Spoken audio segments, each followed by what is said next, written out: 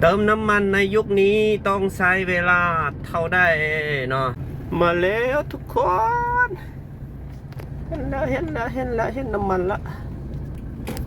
นี่อันนี้มันปั๊มน้ำมันเลยนี่เราเติมเมื่อกี้นี่แหละโทฮัลโหลสบายดีทุกคนบ่ได้มาถ่ายคลิปตัวนี้โดนแล้วเนาะก็คือมื้อนี้มันมีอยู่ว่าค่อยยักตั้งเวลาบางว่าค่อยไปใส่น้ำมันนี่นะสำหรับมื้อนี้นะค่อยจะใส่เวลาจักนาทีเนาะแล้วโดนปานได้คือตอนนี้ก็กำลังออกจากบ้านเนาะกำลังสิไปปั๊มนั่นแหละเดี๋ยวจะไปนับเวลาตอนเข้าคิวเลยเนาะต่อคิวเริ่มแต่จากนาทีเนาะเดี๋ยวพวกเราไปเบิ่งกันเด้อว่าจากนาทีหรือว่าโดนปานได้ใช้เวลาปานได้ที่ว่ากว่าจะได้เติมน้ำมันเนาะไปก็คือตอนนี้ไปออกบ้านมาเวลาประมาณอยู่1 โมง22 นาทีนี่เห็นบ่ทุกคนตัวนี้จะเป็นการต่อคิวเข้าใส่น้ำมันเด้อเดี๋ยวค่อยก็จะเข้าไปต่อนี่แหละนะเข้าไปเลย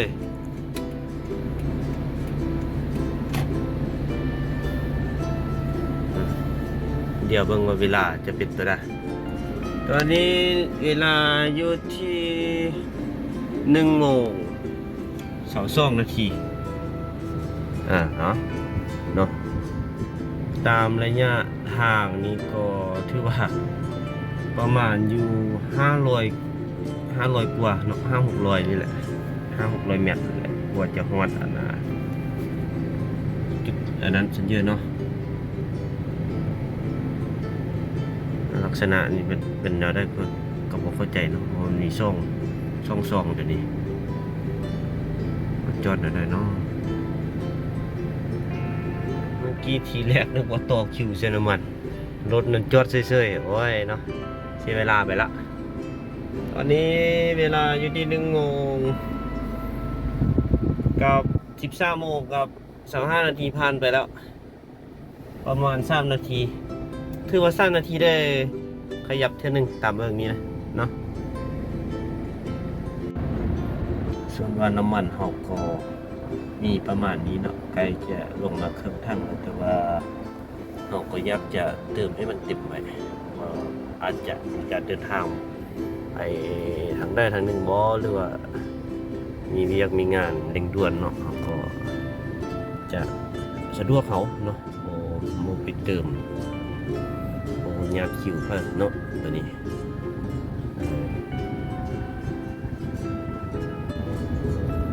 จากขั้นสุดท้ายเนาะเมื่อกี้มีคนมาต่อคิวเขาละประมาณ2-3 คันนี่แหละตอนนี้จากขั้นสุดท้ายทีแรกนึกว่าจะเคลื่อนไปเนาะตามระดับเยอะเนาะแต่ตอนนี้รู้สึกว่ามาท่า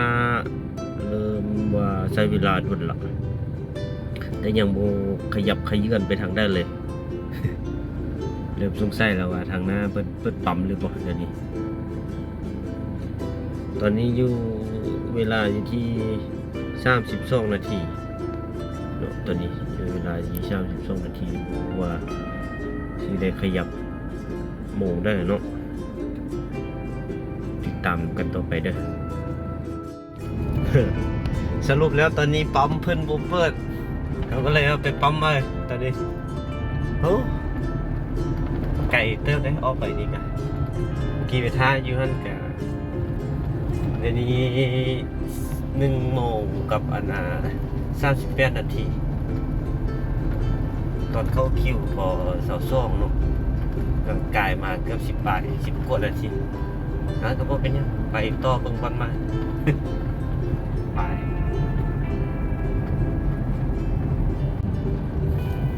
คือว่าสมัยนี้นี่กลัวจะมีน้ำมันใส่น้ำมันขี้นี่โอ้โหแม่นง่ายนะพี่น้องไปไกลสมควร กลัวจะฮอตกลัวจะถึงนี่กลัวจะมีน้ำมันใช้นี่ยากไรแต่ก็อดไปเนาะมันบ่มีแต่เฮาเป็นมันก็หลายๆคนก็เป็นก็คิดว่าขี่ไปทางด้านหน้านี้น่าจะแม่นพากันไปใช้น้ำมันกันแหละโอเค ตอนนี้เข้าคิวเป็นทางการแล้วถือว่ายาวกันแหละโมเมนต์สั้นๆเลยนี่ทุกคนอยู่แถวดอนกลางเด้อกลัวเฮาสิก็คือออกมาทางนอกนี่แหละวันดอนกลางโอ้ไปนี่ตัวปั๊มหน้านี่ยังบ่แม่นเด้อทุกคนเพราะเจ้ายังมีปั๊มต่อไปเป็นปั๊มหลักค่อนข้างไกลถือว่าคิวยาวกว่าตัวนั้นเด้ตามเบิ่งเนาะ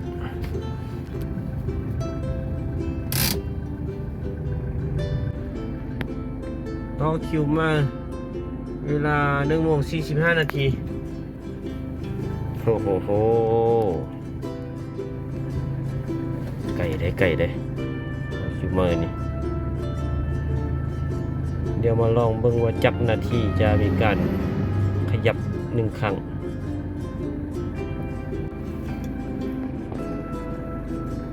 ประมาณ2 นาที2-3 นาทีแล้วเข้ามาคิวนี่เริ่มขยับ2-3 นาทีขยับหลังจากเขาเป็นคันสุดท้ายมันก็มีคันล่างที่มาตามละเดี๋ยวนี้เนาะเดี๋ยวนี้นี่คันล่างมาละขยับเท่านึงกับได้ไล่แมตต์เติมเลยทุกคนได้ไล่แมตต์เติมเลยประมาณ10 กว่าเนาะ10 ปลายกว่า10 กว่ากิโลเมตร10 กว่าเมตรเดี๋ยวข้างหน้าก็มีการขยับอีกละนี่ค่อนข้างไหวอยู่ทุกคนขยับเท่านึงกันได้ไล่เติมเนาะจากคนแรกนี่ทางหลังจะว่า1 2 3 4 คันละติดทางหลังเขาเนาะขยับขึ้นมาละก็เคลื่อนไปตลอดเนาะเมื่อกี้ไปท่าอยู่ท่านก็มันข้างดุนนะเนาะยังงงว่าเป็นยังไงคือบ่มีการขยับแต่ว่าเอาจริงๆแล้วเราปั๊มก็จะปิดทุกคนจากเมื่อกี้คอยเป็นคันสุดท้ายแต่เดี๋ยวนี้นี่ไล่มาบึดเดียวเนาะมีรถตามหลังเกือบว่า10 กว่าคันละแต่ว่านี่อยู่ที่1:50 นาทีแต่ตอนนี้เริ่มมีข้อสงสัยหรือข้อสังเกตในกรณีหากว่าเขาเติมตัวอย่างซะเนาะเติมน้ำมันตัวอย่างเขาเติม10 ลิตรเติม10 ลิตรนี่เขาประชดท่าอยู่นี่เกือบว่าเป็นชั่วโมงแล้วเนาะน้ำมันที่เราติดรถนี่นะติดจับรถนี่นะมันน่าจะกินไปบ่ประมาณ1 ลิตรหรือ2 ลิตรเนาะแสดงว่าน้ำมันนี้อาจจะเวลาซื้อมาอาจจะบ่เต็มเนาะเนาะปันยังผ่านไปแล้วตอนนี้อยู่ที่2:04 นาทีเนาะก็คือเราออกจากคันว่าเฉลี่ยระยะทางก็ชีว่านะจากจุดที่ว่าเขาคิวเบื้องต้นเนาะจากเดินทางมาก็เกือบว่าได้ครึ่งทาง ยังบ่ได้เข้ามาฮอดครึ่งทางก็ได้ทุกคนประมาณ3 นาทีได้เดือนเท่านึงก็ไปเนาะ3 นาทีได้เคลื่อนเท่านึงก็ดีก็บ่ได้เคลื่อนจักหน่อย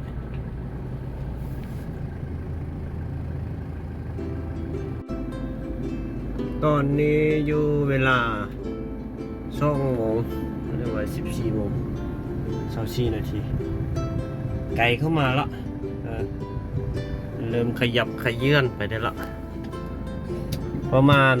500 เมตร400-500 เมตรนี่แหละทุกคน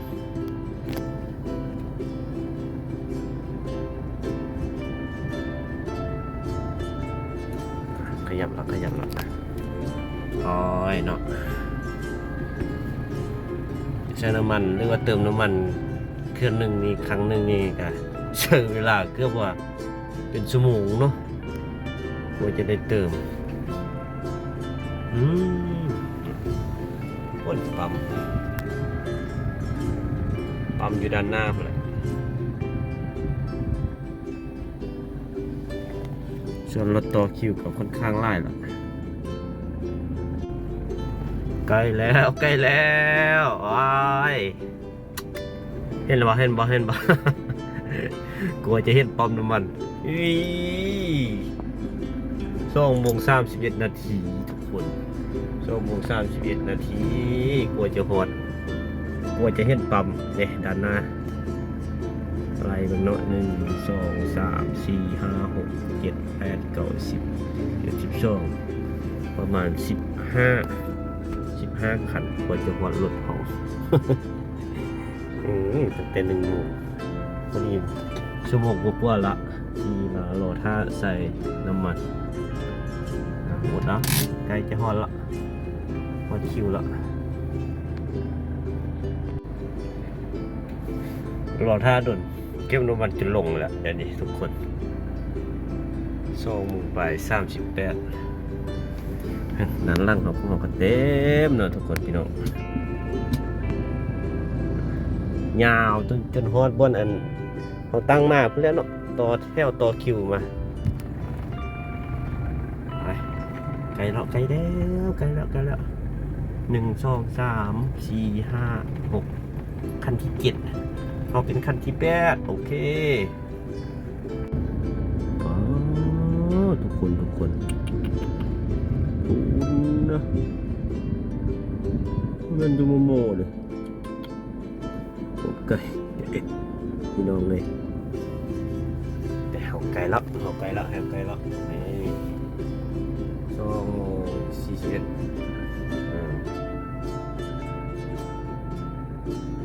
มาแล้วทุกคน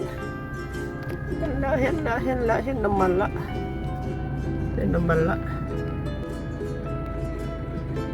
สำหรับปั๊มน้ำมันตัวนี้จะเป็นปั๊มลัดเนาะทุกคนปั๊มลัดเปิดให้บริการตามโมง8:50 11:00แล้วก็14:50 16:00ไปพวกรถของเราคือสิได้เข้าละเข้าไปนานละไปแล้วตอนนี้อยู่ที่2:45 นาทีมันจัดให้เป็น2 เที่ยวเที่ยวนั้นแล้วก็เที่ยวนี้โอเคเอาอยู่คิว1 2 3 4คันที่5ให้ดูคันที่5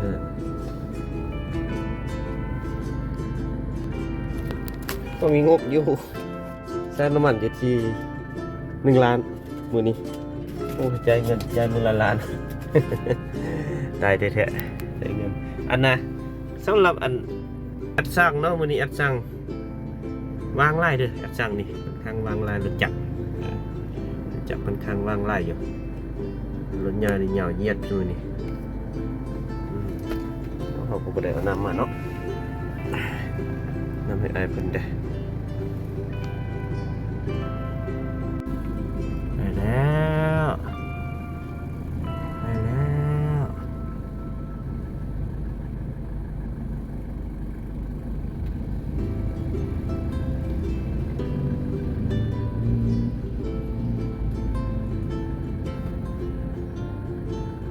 อ๋อมันจะมีสิทธิพิเศษป่ะผมก็บอกเข้าใจมีตุกๆจะเข้าเที่ยวหนึ่งเลยเฉพาะเลยส่วนว่ารถเก่งรถกระบะคือพวกเขานี่จะเป็นเนี่ยเป็นช่องเที่ยวมันจะมีอยู่เที่ยวแรกจะเป็นรถจักรเนาะเที่ยวซ่องเป็นรถใหญ่ กอเที่ยว3เป็นตุกๆทั่วไปกอเที่ยวที่4จะเป็นรถตู้รถสไลด์มันมี4เที่ยวเข้าพร้อมกัน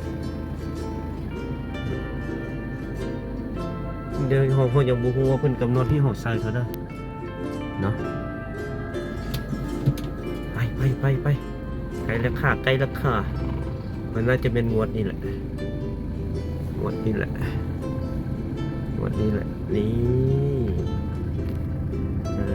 จะแล้ว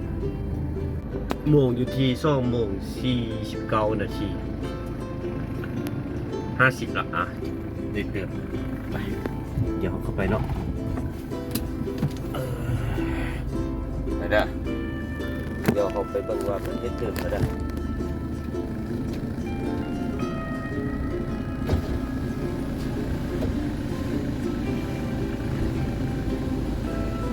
ใส่ได้เท่าไหร่ใส่ล้านหนึ่ง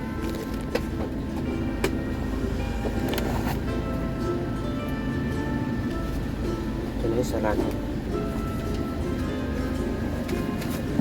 ก็เป็นเรื่องอย่างเนาะ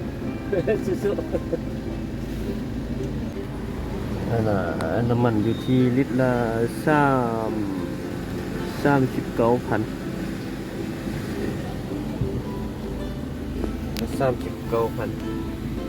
เดี๋ยวเขาเติมไ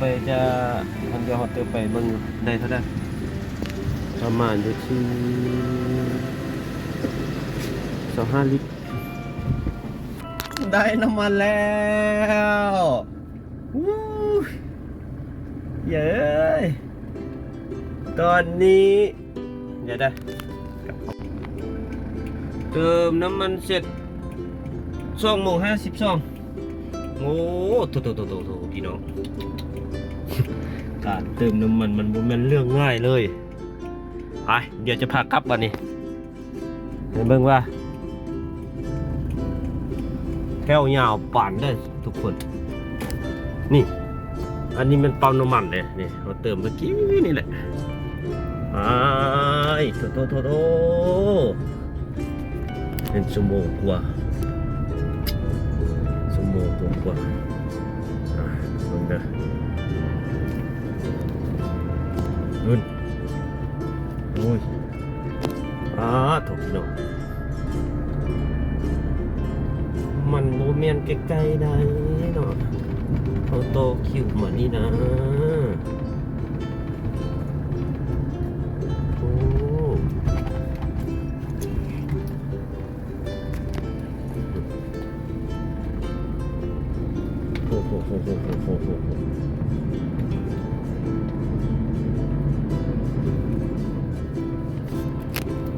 ได้25 ลิตรคือว่าพร้อมไปหรอเขาก็ตึมกี่ดิขึ้นมาแล้วเต็มเลยโอ้ตัวนี้ก็น่าจะเป็นการรอคิวเข้าคิวก็ถือว่าคิวที่เข้าจะสั้นลงเนาะเมื่อกี้เขาอยู่ร่มที่ใดทุกคน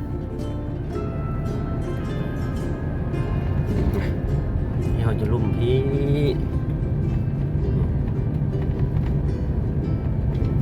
เข้าคิวกี่อยู่พี่แหละจุดนี้พี่ของเข้าคิวโทษเจ้านอนและนั่นก็คือวิธีการเติมน้ำมันในปัจจุบันก็ใช้เวลาน้อยหลายจำได้เนาะก็ถือว่าใช้เวลาไปโดนสมควรนั่นแหละเอาไปส่งปั๊มมื้อนี้ปั๊มแรกเหมือนกับบ่มีปิดไปปั๊มที่2เนาะสรุปว่าได้น้ำมันมา25 ลิตรเนาะเอากับเงิน1 ล้านกีบก็ถืออยู่เกือบว่า1,000 กว่าเนาะ1,700นี่แหละประมาณ1,700นี่ก็ขอฝากช่องให้ได้เด้อเนาะขอฟ้าเนาะฟ้าใส่แฟมิลี่ของพวกเราฝากกดไลค์กดแชร์เด้อแล้วพบกันใหม่ในคลิปต่อไปเด้อบ๊ายบายขอบใจสำหรับติดตาม